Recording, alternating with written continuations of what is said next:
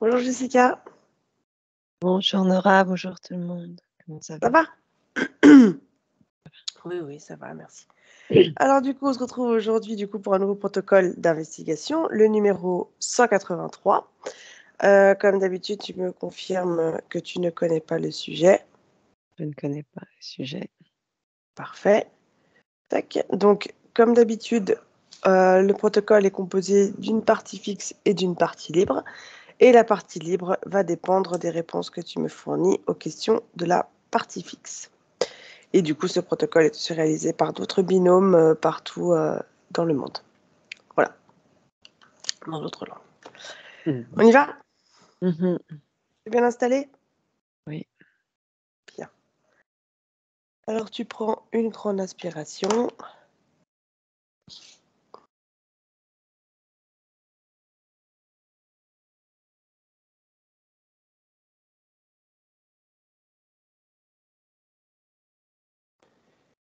Une deuxième.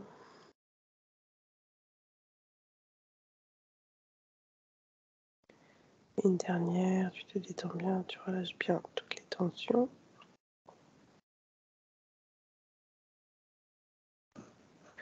Et je vais commencer le décompte. 3.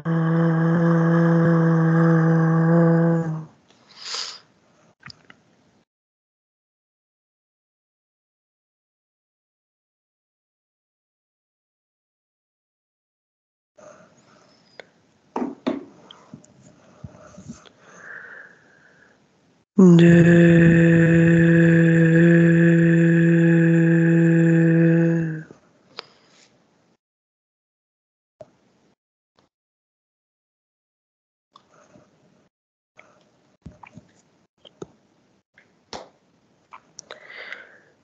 Et 1. Bien, Jessica, je vais compter de 1 à 3. Et à 3, tu seras parfaitement plongé dans les terres, dans tes fréquences et tes énergies. À 3. 1, 2 et 3. Oui. Comment tu te sens? Bien. D'accord. À combien sont tes fréquences avant de commencer? 984. Bien. C'est la fréquence idéale pour toi ou tu te sens le besoin de moduler? Non, c'est bien. C'est parfait. Alors, je commence avec la première question. Je compte de 1 à 3. Et à mon 3, dis-moi quelle est la première chose que tu perçois ou visualises par rapport au mot somnambulisme. 1, 2 et 3.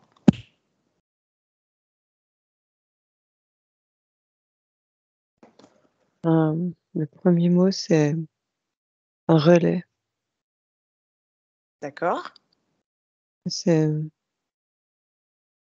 une autre partie qui prend le relais. Une autre partie, c'est-à-dire? Une autre partie de soi ou une partie extérieure. Quand tu dis extérieur, qu'est-ce que Oui. tu veux dire? Interférent. C'est le système interférent d'une personne interférée. D'accord. Mais Très bien. sinon, c'est toi-même. C'est À quel niveau par rapport au plan physique?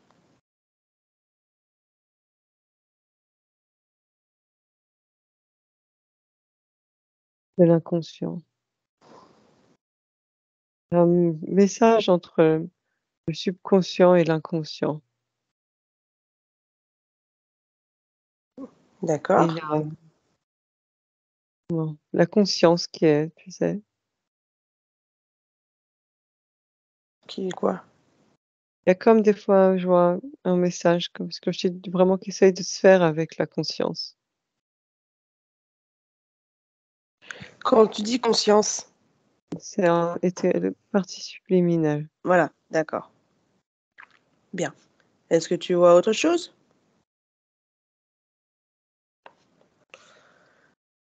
Non, Ok. Ah, on continue? oui. Parfait.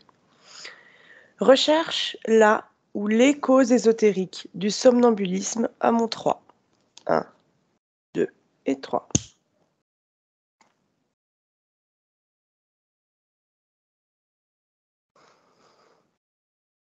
Hem, avec un système interférent, c'est une sorte de contrôle mental.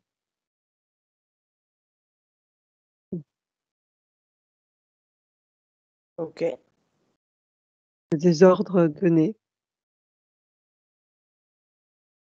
d'accord.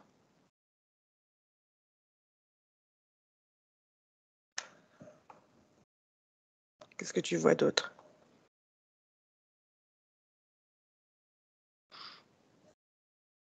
Je vois pas de de on voit pas avec une conscience désinterférée. D'accord. Est-ce que tu n'en vois pas ou est-ce que ça n'existe pas?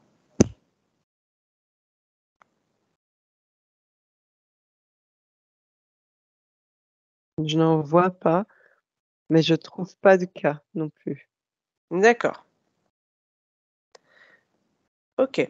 C'est Est-ce que Oui, pendant le sommeil, c'est pas, hem, ça se traduirait par une comment?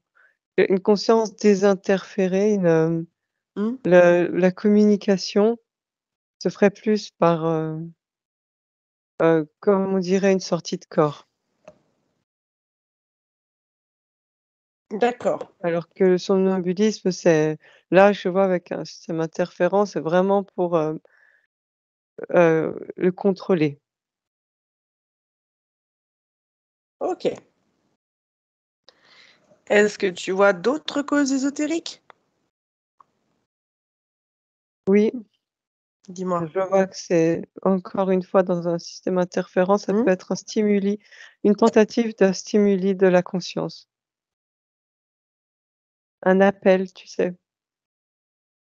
d'accord. Hem, Tu m'as dit tout à l'heure que, bon, c'est pour des consciences non interférées, que c'était plus la sortie de corps. Là, tu dis Mmh. que même la partie subliminale peut passer par ce moyen? Oui, mais là, c'est par rapport pour contrecarrer le système interférent, D'accord. dans l'exemple que je vois. OK, très bien. Est-ce que tu vois autre chose?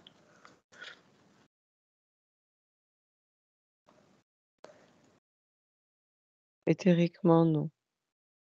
D'accord, très bien. Question suivante.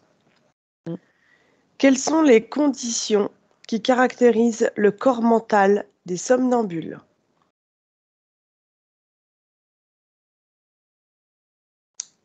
Mmh. Je vois une fracture. Pardon, une fracture, De quoi? dans le corps mental. D'accord. Trauma ou agitation. Hem, tout ce qui est aussi, autisme, Mmh. OK. Est-ce que tu vois tout autre ce qui chose? est propice, à la dissociation. D'accord. Heu, les schizophrénies, les choses comme ça aussi, les maladies, tu sais, les troubles mentaux. Vraiment tout ce qui est propice à la dissociation. D'accord. OK. Autre chose? Non. Alors, bah, je passe à la question suivante. Observe maintenant la connexion et l'interaction des corps énergétiques chez un somnambule.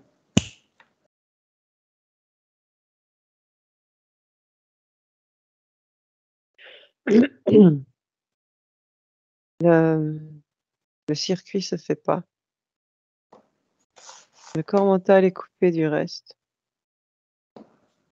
D'accord. Comment réagissent les autres corps?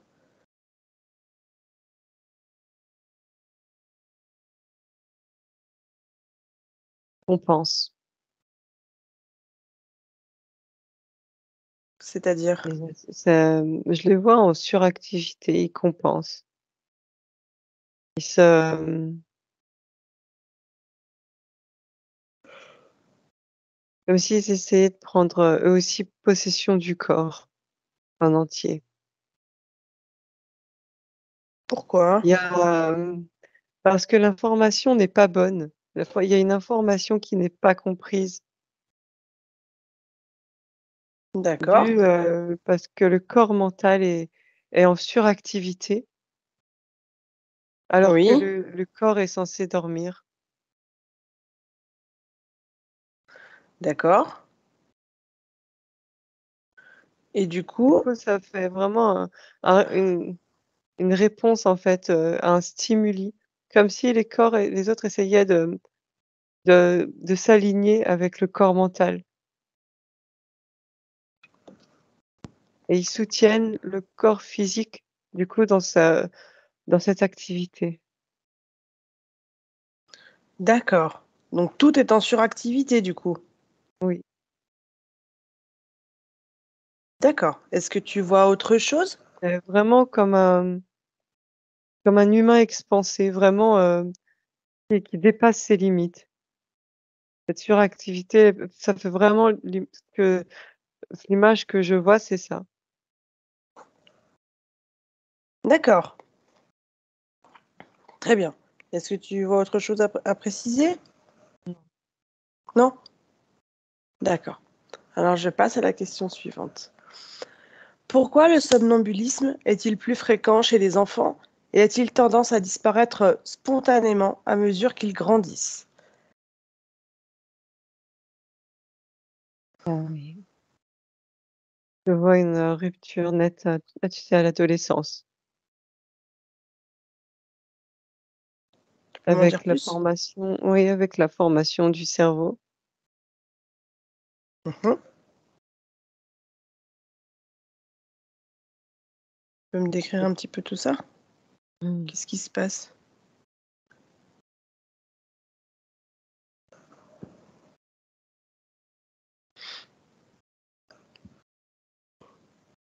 Oui, je vois que chez l'enfant, comment?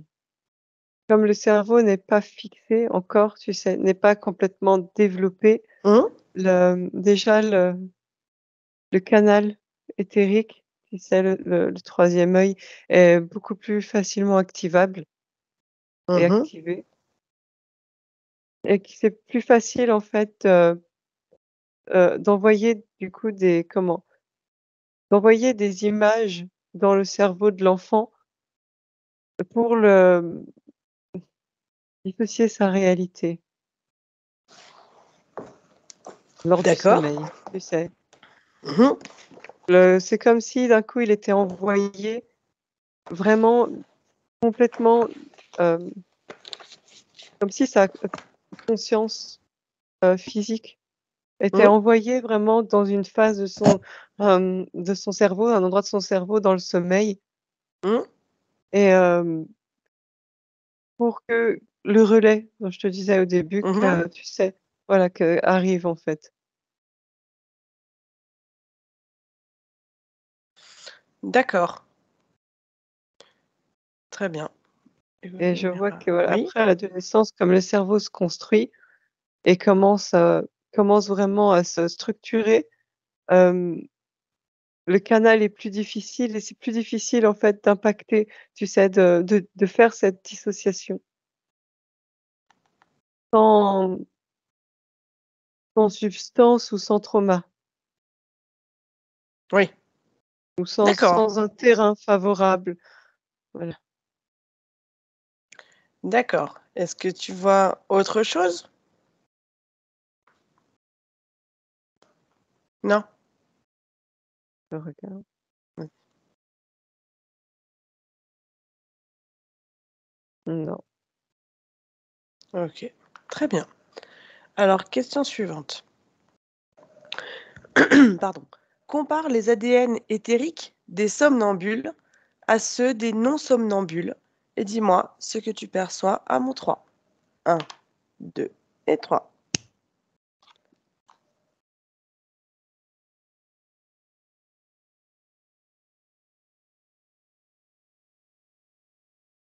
Je vois un petit point. Un petit point. Oui. Je vois une différence. Très, très légère, mais je vois une petite différence. Tu peux m'en dire plus C'est sur ce le petit point? c'est ce que je te disais au début, tout ce qui est, heu, troubles autistiques, ce genre de choses.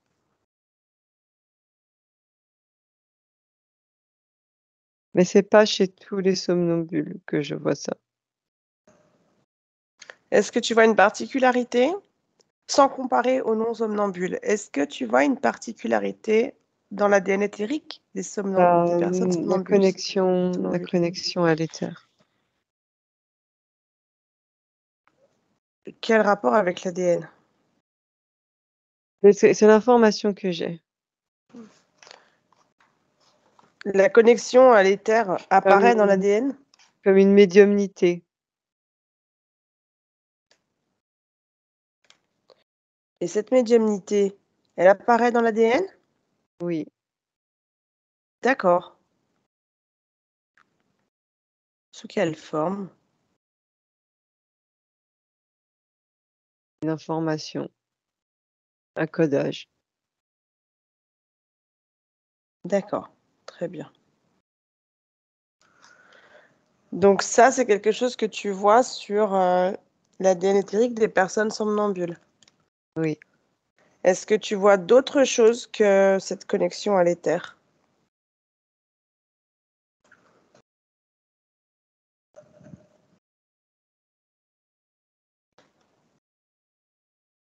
Non, D'accord. Et cette médiumnité, est-ce que tu peux l'apercevoir sur des personnes non somnambules? Ce oui. trait de d'accord. Si tu compares du coup un somnambule avec cette capacité et un non somnambule avec cette capacité, est-ce qu'il y a des similitudes et des différences entre les 2 ADN?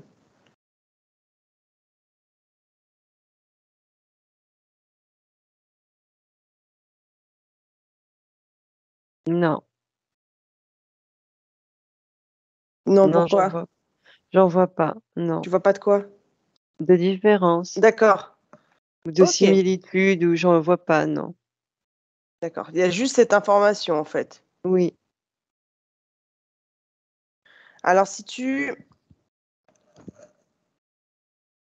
modules un peu tes fréquences, change un peu de perspective pour observer cet ADN éthérique, est-ce que tu vois autre chose, du coup, qui différencie les somnambules des non somnambules? Tu me dis si tu veux un décompte. oui, vas-y, oui. OK, à 3, tu modules tes fréquences. 1, 2 et 3. Qu'est-ce que tu perçois?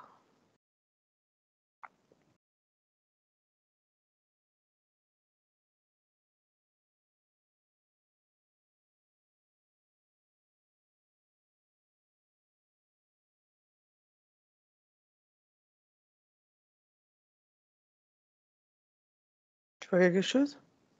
Je vois comme une hélice blanche. Chez qui? Hein? Chez qui? Chez les somnambules. D'accord, touche, vérifie l'information, qu'est-ce que c'est?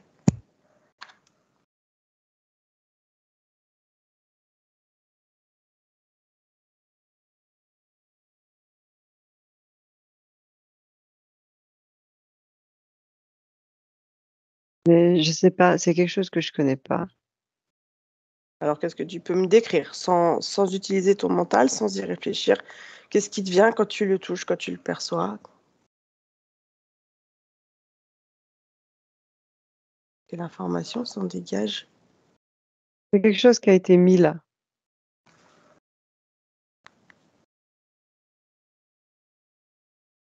Quelque Par chose qui a qui? été mis là, Ouais. soit par le système interférent pour pouvoir, avoir cette porte, tu sais, cette voie de Mmh. communication, soit par la conscience pour essayer elle aussi d'avoir cette voie de communication malgré le système interférent. D'accord, très bien. Est-ce que tu peux m'en dire autre chose?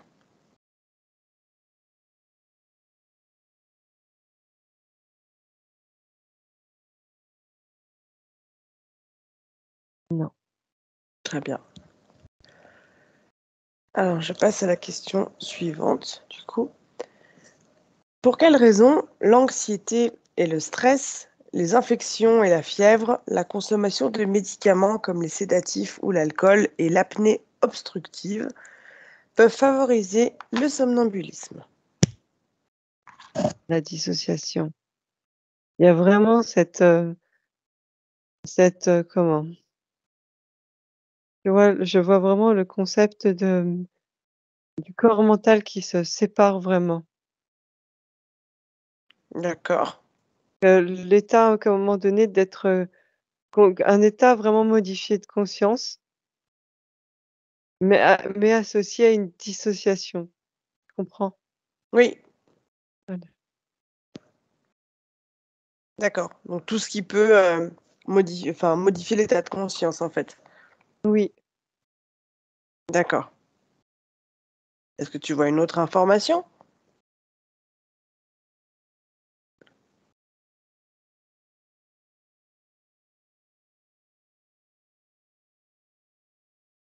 similaire un peu à une transe. Mhm. Il y a une transe induite par, quelque chose d'extérieur. D'accord. Ok. Vraiment le fait de pousser vraiment le conscient, tu sais, le corps mental, le conscient, psychologique dans un recoin. D'accord. Ok. Tu veux m'en dire plus?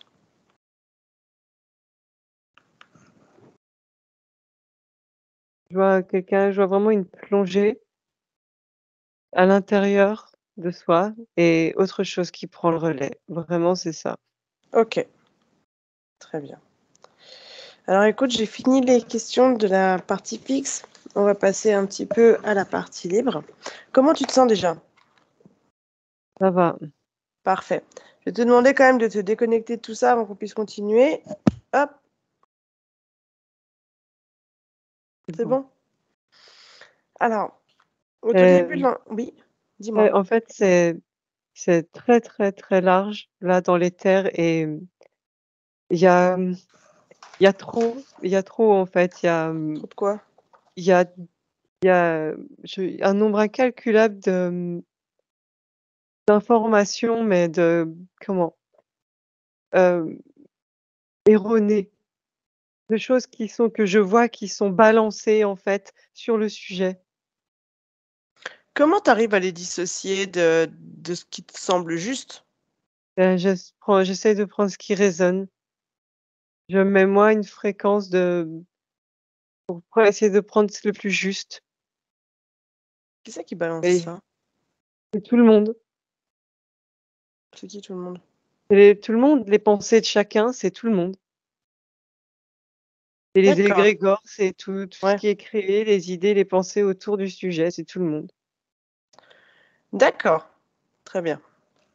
Eh bien, continue à te désolée du mot, mais dissocier de tout ça et puis, garde toujours ce qui te paraît juste. Essaie de pas trop réfléchir, de pas tomber dans la réflexion. Hem, Tu me disais au début de l'enquête que tu parlais en fait d'un message entre l'inconscient et le subconscient. Mmh. C'est quoi pour toi l'inconscient Et c'est quoi le subconscient? Qu'on comprenne de quoi on parle, en fait. Ça se situe à quel niveau tout ça, selon toi? Logique. C'est dans la matière, c'est dans le corps humain. Et quelle est la différence entre les 2 alors?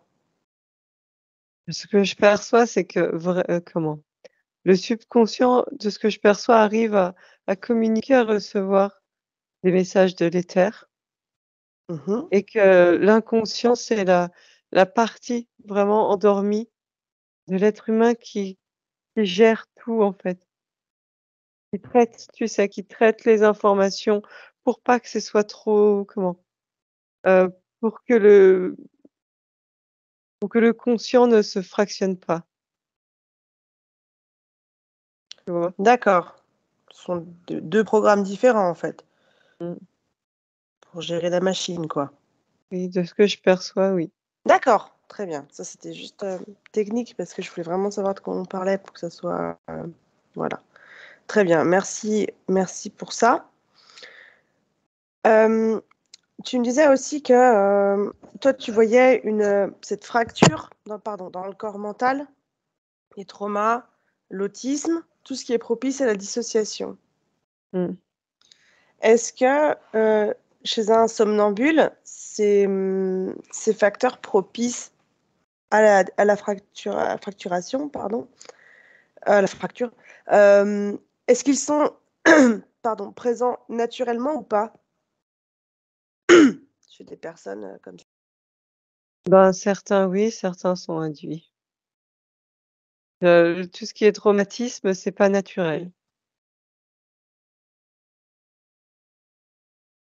D'accord. Mais par exemple, tu me disais le l'autisme, tout ce qui est trouble du spectre autistique, peut être Oui. présent naturellement chez quelqu'un? Ben, c'est présent naturellement chez Ce que quelqu'un, je veux dire, c'est oui, mais ce que je veux dire, c'est que ça n'est pas dû à une interférence? Une conscience peut se programmer, enfin, d'accord, ça, OK, tu vois oui, ce que je veux dire? oui, je comprends, oui, oui, bien sûr, Dans quel but? percevoir différemment. C'est une autre, c'est une autre expérience, ça ouvre d'autres portes, le spectre autistique est comme permet des états modifiés de conscience plus facilement. D'accord, donc ça peut être un programme induit, Oui, une volonté, ça peut être une volonté, on va dire. oui, faut ça faut s'incarner dans, le comment? La lignée, tu sais, c'est génétique. Dans la lignée il faut que ce soit présent dans la lignée physique, mais oui, ça peut être une volonté. D'accord, très bien. Hem, Tu me disais aussi, tu parlais du coup du circuit qui ne se faisait pas en termes d'énergie entre les corps Oui. énergétiques. Hem, j'ai une question, pourquoi les somnambules, quand ils sortent de leur crise de somnambulisme, par exemple, n'ont pas de douleur? Enfin, pourquoi la douleur est inexistante, alors que des fois ils peuvent se blesser? Enfin, il y a ouais, Oui, c'est comment ça justement se matérialise ça? c'est ce que je te disais tout à l'heure, c'est les 2 autres, c'est le circuit, c'est les 2 autres, corps énergétiques qui compensent. Tu sais, ils sont tous surexpansés pour essayer de se mettre les uns au tu sais, les 2 autres au Oui, niveau du corps mental. d'accord, Du coup, le corps est vraiment rempli d'énergie. Il est poussé plus loin hors de ses limites, mais en étant nourri en même temps par sa propre énergie. Tu vois? Il est vraiment soutenu. Moi, je le vois à d'accord, l'intérieur, c'est comme si l'énergie, elle poussait, elle soutenait. d'accord. Du coup, ça explique pourquoi pas de douleur, pourquoi des Oui, fois il y a pas de saignement, il y a plein de choses, comme ça en oui, fait dans la matière. oui, Est-ce je que vois ce que le tu s veux dire, Oui, oui. voilà. Est-ce que le système interférent comment le système interférent réagit justement à cette suractivité? Qu'est-ce qu'ils font de toute cette énergie? Comment ils gèrent ça, eux? Parce que c'est une réponse en fait de nous-mêmes pour éviter justement Bah, eux, après, ils s'en foutent, tu vois, c'est vraiment pour utiliser le corps, pour le faire aller dans des endroits, pour, lui faire des choses comme eux, ils souhaitent, donc ça fait partie du processus. D'accord. Est-ce qu'ils interagissent avec toute cette énergie, du coup, qui est surgénérée, on va dire, au niveau du corps sexuel, quand même émotionnel et tout? Ouais, c'est pour créer, oui, pour créer, D'accord. mais je vois pas de récupération. D'accord. Très bien. Parce qu'il faut quand même que ça soutienne le corps. Oui, d'accord. Est-ce que ça explique aussi pourquoi des fois il y a des personnes qui font des trucs inimaginables comme marcher Oui, sur un fil ou enfin des trucs qui seraient oui, incapables de faire. mais je vois un cas où le pen à ce moment-là, le système interférent fait créer, en fait, c'est un préadolescent, un enfant qui a 10 ans, utilise cette suractivité pour créer réellement de la matière dans la matière. C'est faisable? Oui, Et il a créé quoi? une noix. Une noix? Oui, une noix. D'accord. Mais cet enfant, lui, il y a, comment? Il y a de la vraiment, il y a un traumatisme, il y a un abandon total. Il est très propice à ça. Du coup, à ce moment-là, son système interférent a vraiment tout toute emprise heu, sur son énergie sexuelle pour créer.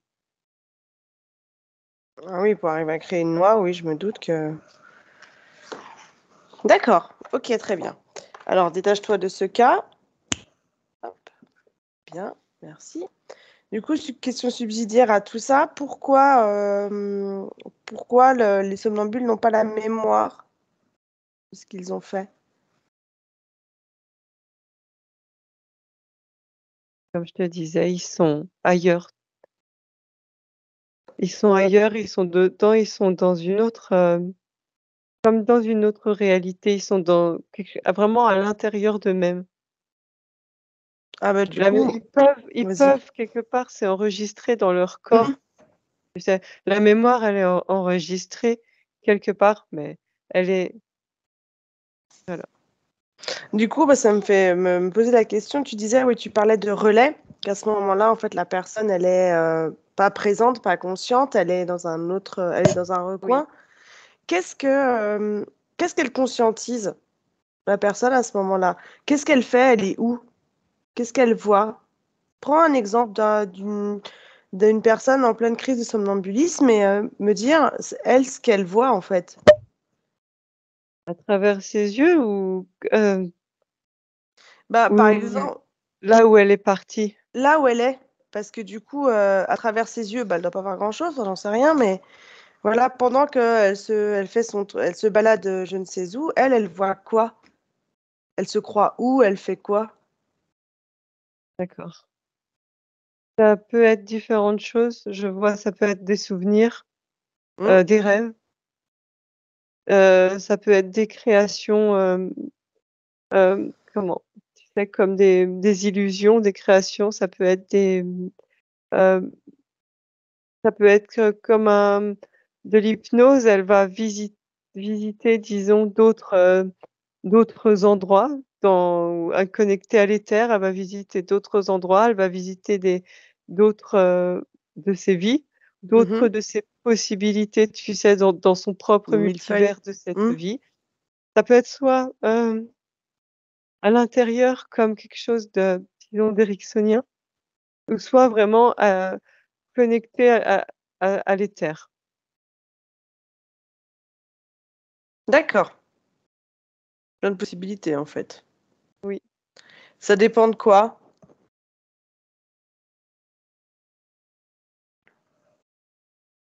ça dépend de ce que de ce qui sera le plus propice à un moment donné, de si la curiosité aussi, de des fois ce dont le système interférent préfère, tu sais, Mmh. mettre la personne dans un endroit, tel ou tel endroit.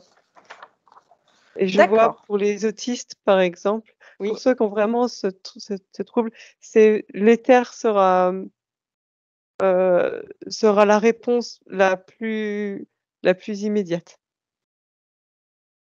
Plus simple. plutôt que l'intérieur. D'accord. Très bien. Merci pour cette, réponse. Tu peux te Tu déconnecter de vois, les ça. Oui, traumatismes les oui. traumatismes et les dissociés, ce sera plus l'intérieur et Mmh. créer et tu vois, ce sera des créations de mondes imaginaires, D'accord. des comme d'autres, réalités, des simulations, si tu veux, Je vois. ou D'accord. la ou ou l'intériorisation Mmh. d'un univers déjà existant, mais tu sais, quelque chose de fantastique, des films, des livres, des choses comme ça, D'accord. qui prennent forme à l'intérieur dans l'imaginaire. OK. Très bien. Merci pour cette réponse. Tu peux te déconnecter de ça. Et en dernier, j'aimerais qu'on revienne sur cette, hélice fameuse hélice blanche que tu voyais dans l'ADN éthérique. J'aimerais que tu me trouves une conscience avec cette particularité dans son ADN maintenant. Oui, Cette personne est-elle somnambule? Parce qu'on peut l'appeler somnambule. oui, Très bien. J'aimerais que tu prennes un petit peu de hauteur sur l'existence de cette personne, que tu me dises en fait, si cette hélice blanche, elle est présente du coup sur toute la ligne de temps.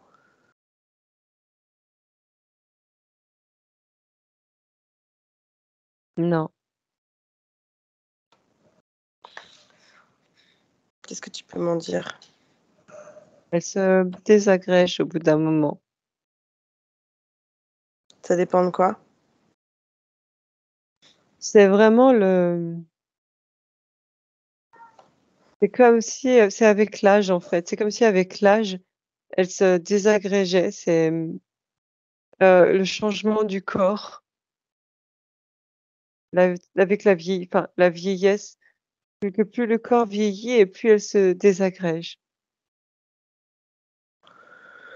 Donc toi, tu me dis que cette particularité, elle peut disparaître durant une expérience humaine, Oui, mais elle est présente éthériquement?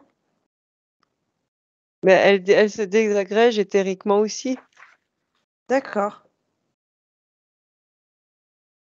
Donc, parce que tout à l'heure, tu me disais que pour avoir tout ce qui était autisme, et cetera, c'était génétique. Est-ce que du coup, cette hélice, elle est forcément, comment dirais-je? Elle est mise là pour un temps donné? Elle n'est pas présente, tout le temps? Tu vois ce que je veux dire? Oui, je vois ce que tu veux dire. Et Pour que moi, c'est c'est un programme. uniquement? Oui, pour moi, c'est un programme. D'accord. Donc il y a, sa fonction et c'est tout. Oui, c'est ça. D'accord, très bien. C'est pas quelque chose qui est présent en permanence, par exemple, sur l'ADN éthérique, enfin sur, Non, je le vois à pas, chaque moi. existence d'une personne, par exemple? Non. D'accord. Quelles sont les, races interférentes qui, du coup, qui utilisent le plus cette façon de faire? Quelle façon de faire? Qui utilisent du coup le somnambulisme, qui utilisent du coup, bah, cette modification génétique pour pouvoir y accéder, le cas Mmh, échéant? majoritairement les menthes, tout ce qui est insectoïdes, Mmh. les humanoïdes et les reptiliens, Toujours pareil, quoi. oui. Mais les menthes et les humanoïdes beaucoup. D'accord. C'est moins leur truc aux reptiliens. Oui, c'est aussi leur truc, mais les autres, je vois, sont plus pointilleux. D'accord. Ok, très bien. Eh ben, écoute, je n'ai pas d'autres questions. Je te remercie pour tout. Je vais te demander du coup de te déconnecter, hop, de tout ça, de revenir dans ton espace tranquillement. Comment ça va? Ça va. Bien. À combien sont tes fréquences? 984 toujours. Parfait. Est-ce que tu te sens le besoin de les moduler avant de revenir? Non, c'est bon. Parfait. Alors écoute, c'est le moment de rentrer.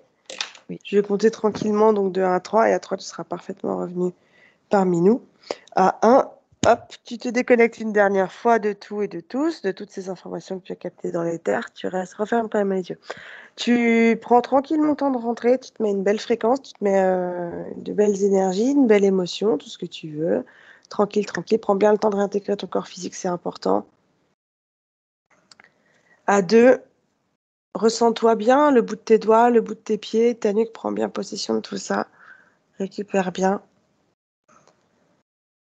Et puis à 3, à 3, quand tu te sens prête, tu peux, tu peux ouvrir les yeux tranquillement et revenir avec nous. Comment ça va? Ça va. Qu'est-ce que tu as à dire? Trop de trop de concepts, tu sais, le concept, du quantique, tu sais? Dans les Observer à quelque chose le modifie? oh là là, c'est horrible. Je déteste, enfin je déteste. J'adore, c'est un Waouh. sujet super intéressant, mais alors c'est le genre de sujet qui effectivement dans l'éther est complètement soumis à ça et du coup je trouve que c'est très en tant que télépathe, je trouve ça très Fatigant. ouais, c'est fatigant, c'est comme naviguer, en pleine Oh tempête, là en là. fait. Ah, ça va. Je Quoi? m'attendais à une expression, Non, un truc farfelu. non, Mais ça va, on est pas mal. Tu es resté non, soft. je me suis contenue, tu Merci, vois? merci, tu t'es contenu. Je me suis dit, on va avoir un truc de l'espace là, mais non, Non, c'était pas c'est mal. bon. Parfait. Ok, bah écoute, Du coup, je pour suis, ma part, désolée si c'est un peu en dents de scie les non, non, pas du informations, tout. mais Eh ben, pas du tout, figure-toi. Enfin, pour ma part. On verra ce que les gens ont pensé, mais très franchement, bien. Moi, j'ai trouvé ça intéressant. C'était plutôt clair, plutôt concis. On a eu des réponses aux questions. Voilà, trouvais que c'était. Qu'est-ce qui se passe? on dirait qu'elle flotte la dame Bah, j'en derrière sais qu'elle rien écoute. parce que moi, l'écran est coupé. Je vois que c'est ses cheveux, pardon. Du coup, je sais pas. Ok. Eh ben, écoute, merci beaucoup pour tout, en tout cas, pour le temps que tu nous as consacré. Qu'est-ce qui se passe? C'est Merci. louche. Elle est comme Pardon. ça, Mais arrête. Donc, merci à tout le monde du coup du temps que vous nous avez consacré, de regarder Merci beaucoup. évidemment les enquêtes. Merci pour vos commentaires, vos encouragements, c'est toujours intéressant. On vous souhaite un bon visionnage et puis ben on se dit à une prochaine fois et merci à toi Jessica pour ce temps que tu nous as accordé. Merci Merci à beaucoup. tous. Allez, bisous. Bisous, bisous. Bisous. Benvenuto a questo nuovo video di Disclosures. Oggi parliamo della cosiddetta sessione di ipnosi investigativa. In realtà non esiste una sessione di ipnosi investigativa. Non che non si possa fare investigazione di ipnosi, però è che non esiste una sola sessione di ipnosi per dire si è fatta investigazione, per prendere quell'informazione come buona. Perché? Sappiamo intanto che l'informazione che arriva in ipnosi è molto contaminata, la percentuale di inquinamento dell'informazione è altissima. Pensate a questa informazione che viaggia per tantissime dimensioni, attraversa densità, passa per coscienze che volontariamente o involontariamente possono distorcerla.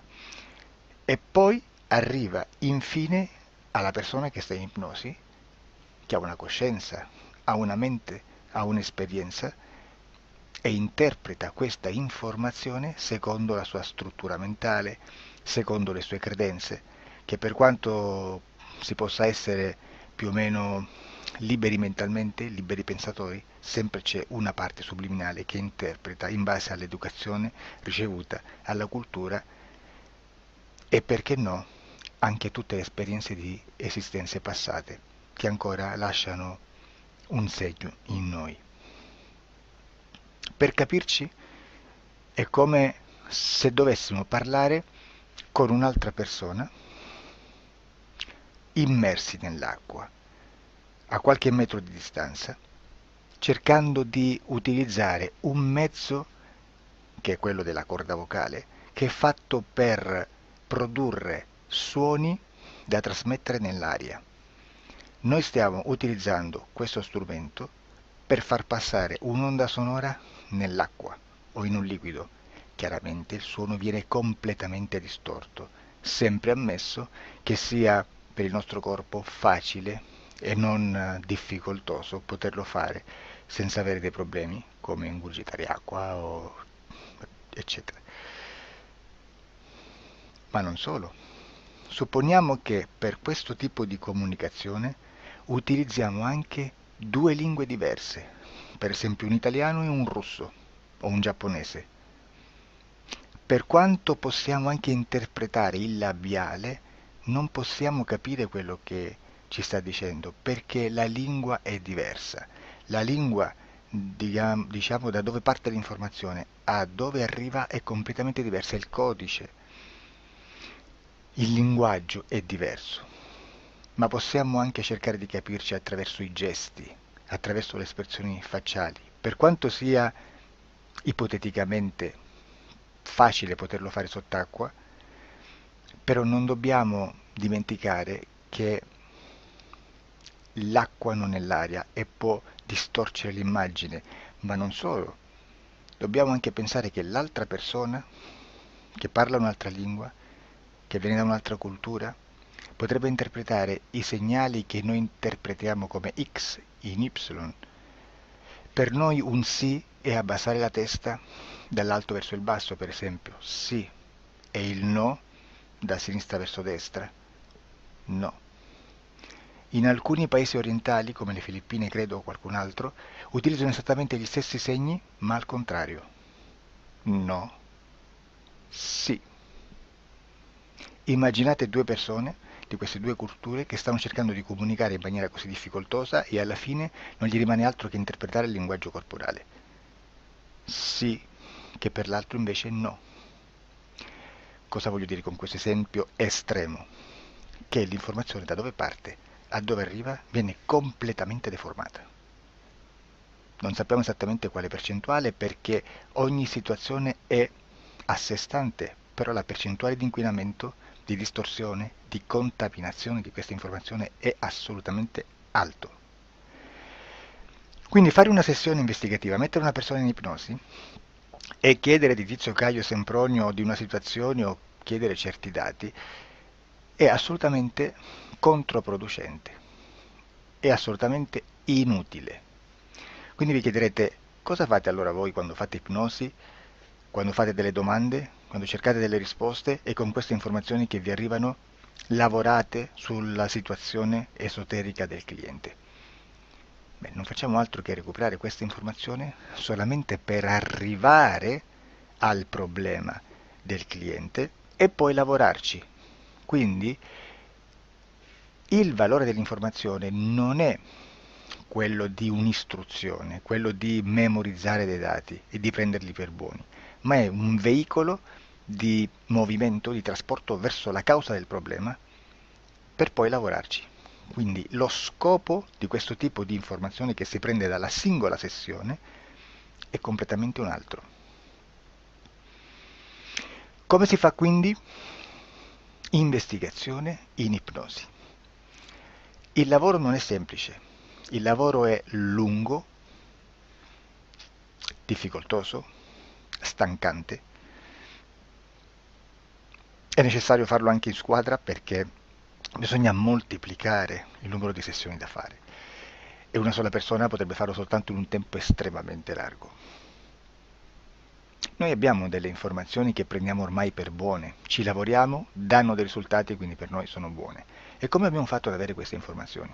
Per esempio, come facciamo a sapere che un extraterrestre chiamato il cosiddetto grigio è più o meno alto X, poi ci sono magari quelli anche un po' più alti, ma hanno un corpo strano, hanno una pelle grigio-verde, hanno degli occhi grandi a mandorla, neri, senza una pupilla visibile, non hanno quasi bocca né naso né orecchie, hanno soltanto delle fessure, non hanno organi genitali, hanno degli arti molto più lunghi rispetto alla proporzione che potrebbe avere il corpo umano, e di solito hanno meno dita delle 5 del corpo umano, eccetera, eccetera, eccetera. O se no prendiamo un altro tipo di essere che possiamo incontrare in ipnosi, come facciamo a dire che hanno delle somiglianze con i rettili, gli animali rettili terrestri, o gli invertebrati, gli insetti terrestri? Perché? Perché siamo sicuri di questa informazione e ci lavoriamo, e quando ci arriva la prendiamo già per buona, nonostante sia anch'essa contaminata. Perché queste informazioni sono arrivate da tantissime sessioni, fatte da tantissime persone, con tantissime altre persone sotto ipnosi, e che nel contesto di tutto il lavoro gli uni non sapevano degli altri. Questo dato può essere più o meno rilevante, sempre c'è contaminazione, e quindi possiamo prendere per buono anche un gruppo di lavoro dove l'uno possa sapere dell'altro. Ci potrebbe essere una contaminazione del contesto di quel gruppo di lavoro, ma si aggiunge semplicemente una piccola percentuale di questa contaminazione a già la grande che esiste. Non è così impossibile lavorarci.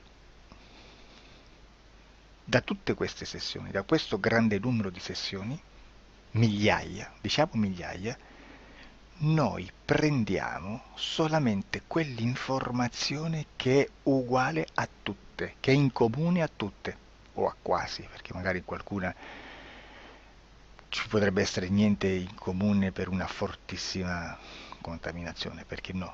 Ma dobbiamo prendere una stragrande maggioranza, proporzionalmente abnorme rispetto a quello che potrebbe essere un minimo di scartabile,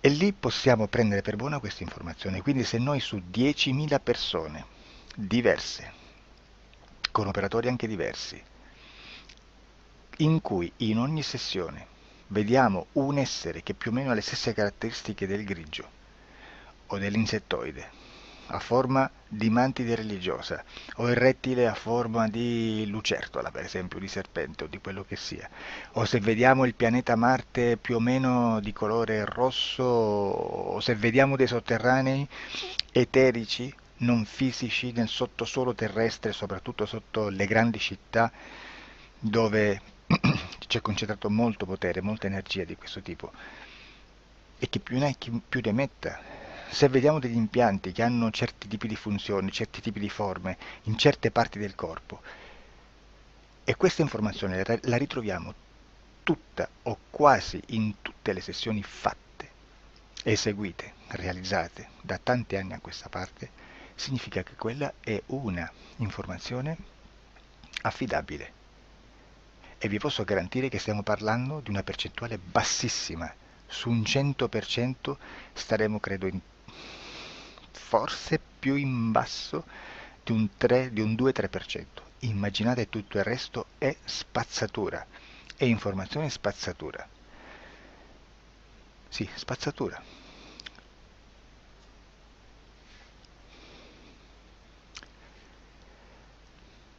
C'è anche un'altra cosa da dire. Supponiamo che un operatore faccia un'ipnosi e voglia andare a vedere cosa fa Tizio, cosa fa Caio, cosa fa Sempronio. Arrivano delle informazioni e si dice che Tizio è biondo, Caio è zoppo e Sempronio è uno sportivo. Intanto già abbiamo detto che una sessione soltanto non serve, d'accordo? Ma poi c'è da dire che una coscienza, un essere, in ambiente subliminale, la sua parte subliminale potrebbe non dare autorizzazione a questa fuoriuscita di informazioni. Mi potreste dire, e allora tu quando chiedi agli esseri cosa fanno, cosa non fanno, Beh, intanto la prendo sempre con le pinze perché abbiamo sempre detto che tutto è molto contaminato e mi serve solo per dirigermi da una parte. Ma c'è anche da dire che se un essere interferisce con l'altro, ha aperto un canale di comunicazione a cui non può ovviare, a meno che non lo recida, non lo annulli. Quindi, quando io faccio la domanda a un essere, se lo faccio attraverso l'interferito, mi arriva l'informazione per un canale aperto che sottostà alla volontà dell'interferito. Sulla volontà dell'interferito parleremo in un prossimo video disclosures. Però, se io voglio fare un'investigazione sopra Tizio, Caio e Sempronio che non hanno nessun collegamento, nessuna interazione e nessuna interferenza con il soggetto con cui io sto realizzando l'ipnosi, non è detto che mi arrivi questa informazione. Assolutamente. Potrebbe esserci completamente un muro. Come potrebbe esserci informazioni perché quell'altra parte potrebbe autorizzare comunque. Ma non è detto. E comunque quando ci arrivano informazioni, in una situazione di non interferenza o non interazione, non possiamo sapere esattamente se sono informazioni che ha autorizzato la parte subliminale dell'altra persona o dell'altro essere, o qualche altro essere, qualche altra entità furba, approfitta della situazione, osserva quello che sta succedendo, si mette in mezzo, si fa passare per l'altro e dà informazioni, ovviamente distorte, prima perché non è detto che debba conoscerle, e anche se fosse potrebbe manipolarle a sua volontà e a suo vantaggio. E quindi immaginate che situazione ridicola ci si viene a trovare, in quale situazione ridicola ci si viene a trovare in questi casi. Da qui si vede quando un operatore riesce a utilizzare l'informazione in ipnosi come per lavorare su un soggetto. Da qui l'osservatore attento delle sessioni di ipnosi riesce a capire se quell'ipnosi è un'ipnosi affidabile, un'ipnosi con un livello di informazione certa, con una alta percentuale di informazione certa. Non vi nascondo che in futuro potrei anche impostare un lavoro per decifrare che livello di certezza di informazione c'è in un'ipnosi, analizzandola e spiegando il perché, spiegando i meccanismi di analisi di un'informazione in ipnosi, che poi anche è molto istintivo.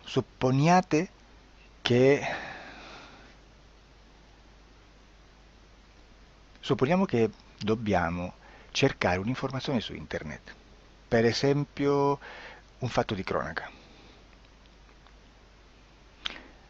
Voi preferite mettervi su un sito ufficiale? A caso. L'ANSA in Italia, ADN Kronos, qualche telegiornale che per quanto possano manipolare l'informazione ad alti livelli, comunque possiamo dare affidabile la fonte dell'informazione che viene trasmessa. Non possono trasmettere una bufala sicuramente.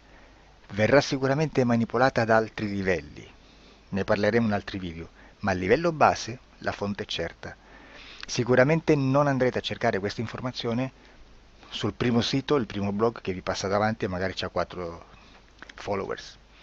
Perché? Perché non vi dà nessuna garanzia della certezza della fonte. Non c'è un controllo né nella struttura interna di questa agenzia di informazione e né dal grande pubblico che per la quantità di persone che attingono quell'informazione si può dedurre se l'informazione è certa o meno, perché è un'informazione che passa in un pubblico così vasto che se ci dovesse essere una distorsione con la realtà è molto probabile che venga fuori. Credo che abbia detto quasi tutto sulle sessioni investigative. Prima di chiudere aggiungo che proprio per questo stiamo conducendo dei cicli di investigazione in ipnosi regressiva che comprendono tante sessioni con persone diverse, con una buona o eccellente suscettibilità ipnotica, sicuramente, per poter indagare su spazi ristretti su alcuni temi. Perché dico spazi ristretti? Perché se andiamo a prendere eventi grandi nel tempo, nello spazio, storici, parlare di qualcosa di molto generico implica una quantità di sessioni abnorme. Immaginate se dovessimo fare una sessione investigativa sui buchi neri, quanta informazione ci sarebbe e quante informazioni da filtrare. Sarebbe quasi impossibile farla in questa maniera. Ma se noi riduciamo lo spazio di investigazione, se noi prendiamo per esempio, investighiamo sulla pedofilia nella Chiesa Cattolica, ecco, se già restringiamo il campo d'azione, è molto più facile che possiamo attingere informazioni affidabili, presuntamente affidabili, con un numero di sessioni sicuramente alte, ma ridotte rispetto ad altri tipi di sessioni molto più generiche, su temi molto più generici. Quindi per fare anche delle investigazioni su temi molto generici bisogna suddividerli in temi, in dettagli, per poi alla fine, quando tutta l'informazione è stata filtrata ed è stata dedotta l'informazione comune, si possono mettere insieme per cominciare a costruire il quadro, mettere insieme tutti i puzzles. Questo è il vero senso dell'informazione in ipnosi, quando si fa ipnosi investigativa. La sessione per risolvere una problematica, un problema, con una presunta origine esoterica di un cliente, di una persona, è un'altra cosa, sono altri metodi, altre tecniche e l'informazione si usa in un'altra maniera, ha un altro scopo. Grazie, ci vediamo al prossimo video. Disclosure.